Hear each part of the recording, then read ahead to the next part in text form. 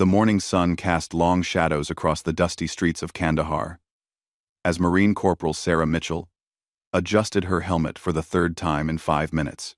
The weight of her gear felt heavier today, though she couldn't explain why. Something in the air felt different, charged with an electricity that made her skin prickle beneath her uniform. She had been deployed to Afghanistan for 8 months now, serving as a combat medic with the 2nd Battalion, and her instincts had kept her alive this long. Sarah came from a small town in Ohio where the biggest excitement was the annual Corn Festival. Her father had served in Vietnam, her grandfather in World War II. And when she turned 18, there was never really a question about what she would do. The military wasn't just a career choice for the Mitchell family. It was a calling that ran through their blood like a river of duty and honor. Her mother had cried when she enlisted, but her father had simply nodded and said, "Make us proud, kiddo." The patrol that morning was supposed to be routine. They were escorting supplies to a forward operating base about 12 miles outside the main compound. Sergeant Jake Rodriguez, a 24-year-old from Texas with a laugh that could be heard 3 blocks away, was leading the convoy. He had become something of a big brother to Sarah over the months, always checking on the younger Marines and making sure they knew they had someone watching their backs. As their Humvee rumbled through the narrow streets, Sarah watched the local children playing in the dust. Some waved at the passing vehicles, their faces bright with curiosity despite the circumstances surrounding their daily lives. She always carried extra medical supplies and candy in her pack, never knowing when she might encounter someone who needed help. The local population had begun to trust her, recognizing her as the American soldier who would stop to tend to scraped knees and upset stomachs without asking questions. The first explosion came without warning. The world turned upside down in a cascade of twisted metal, smoke, and the deafening ringing that follows sudden violence. Sarah found herself thrown against the roof of the vehicle as it flipped twice before coming to rest on its side in a drainage ditch. Blood trickled down her forehead, and her left shoulder screamed in pain. But she was conscious and moving. That was more than she could say for some of her fellow Marines. Through the smoke and dust, she could hear Sergeant Rodriguez calling for help. His voice was strained, panicked in a way she had never heard before. As her vision cleared, Sarah saw him pinned beneath a section of the vehicle's frame, his legs trapped at an angle that made her stomach turn. The improvised explosive device had been perfectly placed, targeting the lead vehicle with devastating precision. Enemy fire began almost immediately. The sharp crack of AK-47 rounds echoed off the concrete walls of nearby buildings as insurgents moved to capitalize on the chaos. Sarah could hear the distinctive whistle of RPGs flying overhead, followed by explosions that shook the ground beneath her. This wasn't just an attack. It was a coordinated ambush designed to eliminate the entire patrol. Working on pure instinct and training, Sarah began moving through the wreckage to assess casualties. Private Johnson was unconscious but breathing, a deep gash across his scalp that would need immediate attention. Corporal Martinez was alert, but couldn't move his right arm, likely a broken collarbone from the impact. But it was Sergeant Rodriguez who needed her most. The metal beam pinning his legs was part of the vehicle's reinforced frame, weighing easily 300 pounds. Under normal circumstances, it would take multiple people and proper equipment to move such an obstruction. These were not normal circumstances. Enemy forces were closing in, and if they didn't move soon, the entire patrol would be overrun or killed where they lay. Sarah tried everything she could think of. She used a piece of debris as a lever, attempting to create enough space for Rodriguez to pull himself free. She tried lifting from different angles, using her legs, her back, even trying to enlist the help of the other wounded Marines. Nothing worked. The beam was simply too heavy. And with each passing minute, the sound of approaching enemy forces grew louder. Rodriguez grabbed her hand as another burst of gunfire erupted nearby. "Mitchell, you need to leave me," he said, his voice steady despite the pain etched across his face. "Get the others out of here." "That's an order." Sarah looked into his eyes and saw something she had never expected to see there. Acceptance. He had made peace with dying in this dusty ditch on the other side of the world, as long as his Marines made it home. The realization hit her like a physical blow. and something deep inside her chest began to burn with a fury that had nothing to do with the explosions around them. She had joined the Marines to serve, to protect, to make a difference in the world. Every day of training, every mile of marching, every hour of study had led to this moment. Not to abandon a fellow Marine, not to make the easy choice, but to do what was right, even when it seemed impossible. The gunfire was getting closer now. She could hear voices shouting in Pashto, coordinating their advance. In a few more minutes, they would be completely surrounded. Sarah made a decision that would change her life forever, though she didn't know it at the time. She positioned herself at the heaviest end of the beam, took a deep breath that tasted of smoke and determination, and began to lift with every ounce of strength in her body. The human body is capable of extraordinary things when pushed beyond its normal limits. Scientists call it hysterical strength, that phenomenon where ordinary people lift cars off trapped victims or carry unconscious adults to safety. Sarah Mitchell was about to discover exactly what her body could do when everything she cared about was on the line. The metal beam moved 3 inches, then 6, then a full foot as Sarah's muscles strained against physics and probability. Her face turned red, then purple as she channeled every ounce of energy into her legs and back. The pain in her shoulder disappeared, replaced by a singular focus that blocked out everything except the need to free her sergeant. Rodriguez stared at her in amazement as he felt the pressure on his legs begin to ease. "Now," Sarah gasped through gritted teeth. "Pull yourself out now." Rodriguez didn't waste the opportunity. Despite his injuries, he managed to drag himself backward, sliding his damaged legs out from under the crushing weight. The moment he was clear, Sarah let the beam drop with a thunderous crash that seemed to shake the entire world.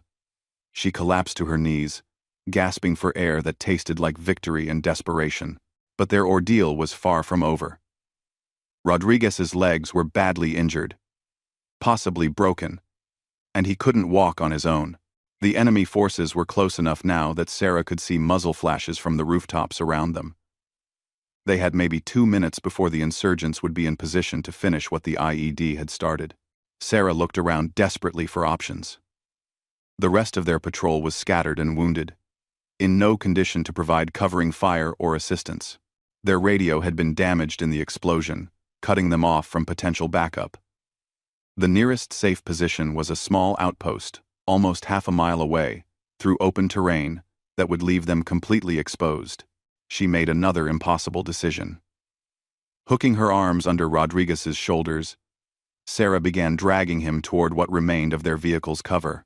He was a big man, at least 180 pounds of solid muscle, and dead weight besides. Under normal circumstances, a 130-pound woman would struggle to move such a burden even a few yards. But Sarah had stopped thinking about normal circumstances. Rodriguez protested weakly. "Mitchell, leave me. You can't carry me that far." "Watch me," she replied, adjusting her grip and starting the long journey toward safety. The first 100 yards were the hardest. Sarah's legs burned as she half-carried, half-dragged her sergeant through the rubble-strewn street. Her injured shoulder screamed in protest, but she forced herself to ignore the pain. Behind them, she could hear the insurgents moving through the wreckage of their convoy, looking for survivors to capture or kill. Halfway to the outpost, Sarah's strength began to fail. Her legs trembled with exhaustion, and black spots danced at the edges of her vision. Rodriguez had lost consciousness from pain and blood loss, making him even heavier. She stumbled and fell, both of them hitting the ground hard. For a moment, Sarah lay there in the dust, wondering if this was where their story would end. She could hear vehicles approaching, and she wasn't sure if they belonged to friend or foe. Her body felt like it had been put through a meat grinder, and every muscle fiber screamed for relief. It would be so easy to just close her eyes and wait for whatever came next. Then she remembered something her father had told her before she deployed.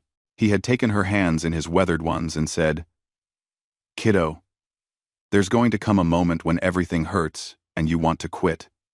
That's the moment that defines who you really are. Not the easy times. Not when you're strong and confident.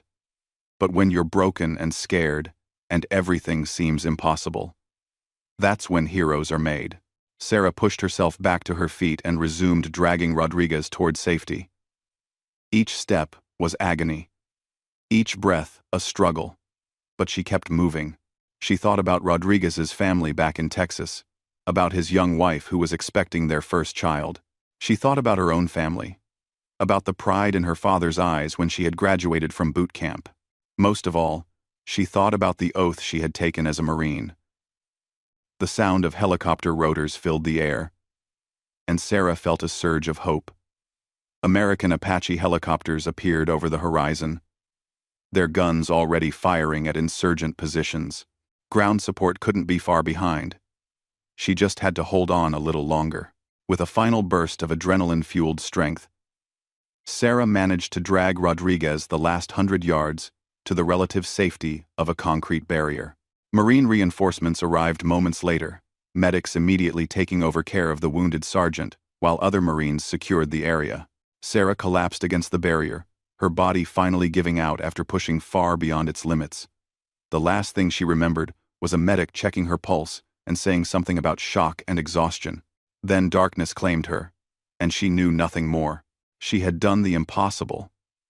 She had lifted a 300-pound beam with her bare hands and carried a 180-pound man half a mile through enemy fire. But the most extraordinary part of her story was yet to come.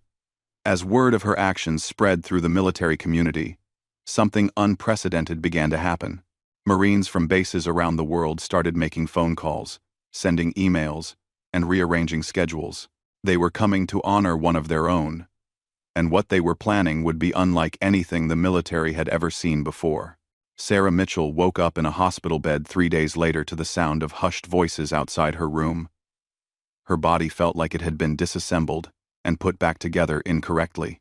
Her left shoulder was immobilized in a sling, her hands were bandaged from rope burns and cuts, and every muscle in her body ached with a deep, persistent pain that reminded her of the ordeal she had survived.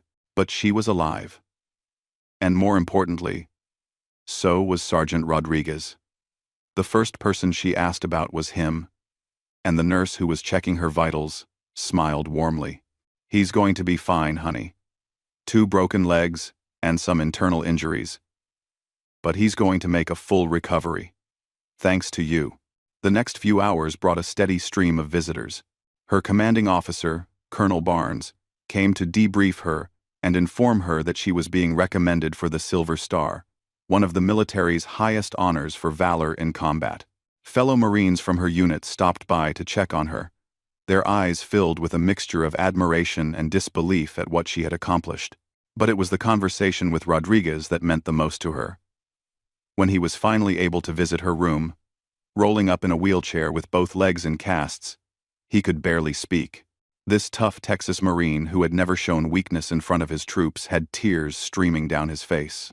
"You saved my life," he said simply.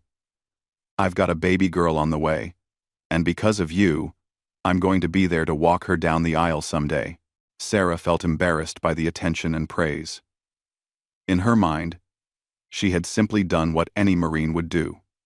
She had refused to abandon a fellow soldier. The fact that it required superhuman strength and endurance didn't make it heroic in her eyes. It just made it necessary. What she didn't know was that word of her actions had spread far beyond her immediate unit. The story of a 130-pound female medic lifting a 300-pound beam and carrying a wounded Marine to safety had captured the imagination of the entire military community.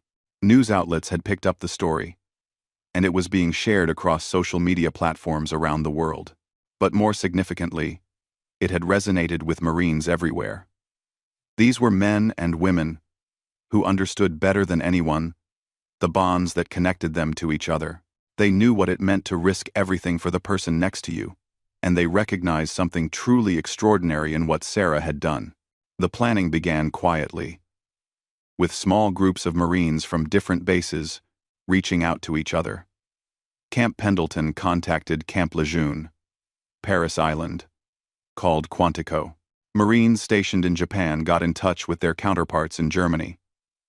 What started as informal conversations quickly grew into something much larger and more organized. They were planning a surprise that had never been attempted in military history. 500 Marines from bases around the world were coordinating leave time, travel arrangements, and logistics to converge on the Walter Reed Medical Center where Sarah was recovering. It would be the largest spontaneous gathering of Marines ever assembled for a single individual who wasn't a general or dignitary. The logistics were staggering. Marines were flying in from Okinawa, driving across country from California, taking leave from training exercises in North Carolina. Some paid for their own flights, others carpooled for days to make the journey. Active duty Marines, reserves, and veterans who had heard the story all felt compelled to be part of something that honored the very best of what they represented. Sarah was scheduled to be released from the hospital on a Thursday morning. The plan was for her to walk out of the main entrance, expecting to be picked up by a single representative from her unit. Instead, she would find herself face to face with 500 Marines standing at attention in perfect formation. The secret was remarkably well kept. Even Sarah's family, who had flown in from Ohio to be with her during her recovery, knew nothing about what was being planned. Her parents visited her every day, marveling at their daughter's strength and courage, but treating her exactly the same as they always had. Her father, a Vietnam veteran himself, understood the magnitude of what she had done, but expressed his pride in quiet, understated ways. On the morning of her release, Sarah dressed carefully in her service uniform. The doctors had cleared her for light duty. Though she would need months of physical therapy to fully recover from her injuries, she was looking forward to going home, to sleeping in her own bed and eating her mother's cooking. The idea of being the center of attention made her uncomfortable, and she hoped she could slip back into normal life without too much fanfare. As she walked toward the hospital's main entrance, Sarah could hear what sounded like a large crowd outside. She assumed it was some kind of protest or public gathering unrelated to her situation. The automatic doors slid open, and she stepped outside into the bright morning sunlight. What she saw defied comprehension. 500 United States Marines stood in perfect formation across the hospital's front plaza. They were arranged in precise rows, their dress blue uniforms immaculate, their white hats gleaming in the morning sun. At the front of the formation stood a master sergeant, with a voice that could wake the dead. "Detail attention," he commanded. 500 Marines snapped to attention in perfect unison, the sound echoing off the hospital walls like a thunderclap. Then, as one, they began to salute. Sarah stopped dead in her tracks, her mouth open in shock. Her parents, who had been walking beside her, were equally stunned. Her mother's hand flew to her mouth, and her father straightened his shoulders in an unconscious response to the military bearing displayed before them. The master sergeant approached Sarah with measured steps. When he reached her, he snapped to attention and rendered a crisp salute. "Corporal Mitchell," he said in a voice that carried across the entire plaza, "the United States Marine Corps wants you to know that your actions in Afghanistan represent the highest traditions of our service. These Marines have traveled from around the world to honor your courage and to thank you for embodying the values we all swore to uphold." Sarah tried to speak but found she had no words. The magnitude of what was happening, the incredible effort that 500 people had made to be here in this moment, was overwhelming. These weren't just fellow Marines. They were living representations of a brotherhood that transcended rank, age, and geography. One by one, Marines began to break formation and approach her. Each one shook her hand or embraced her, sharing stories of how her actions had inspired them. A gunnery sergeant from Hawaii told her that his young recruits had been talking about her story for weeks. A female captain from Virginia said that Sarah had shown every woman in uniform that there were no limits to what they could accomplish.